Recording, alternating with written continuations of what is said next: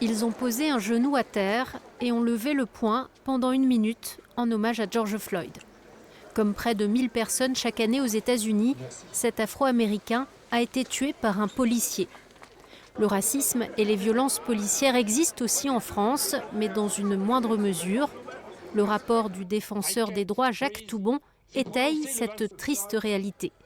Sur les contrôles d'identité, 40% sont les jeunes 18-24.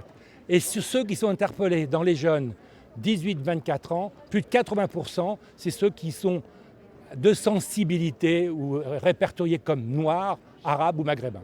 Éducation, c'est le mot le plus souvent proposé comme remède aux actes et aux propos racistes par les personnes rassemblées ce midi. Maladie, poison, les manifestants n'ont pas de mots assez forts pour qualifier ce fléau encore trop présent dans notre quotidien. Quand par exemple, je sais pas, quand on rentre dans un magasin ou un truc comme ça, on sait qu'on aura forcément le vigile à nos côtés pour faire nos courses, quoi, sans raison valable, puisqu'on peut poser notre sac à l'entrée, etc. et puis agir comme tout consommateur. Mais oui, il y aura toujours des petits comportements qui montrent que le racisme est quand même assez ancré, quoi.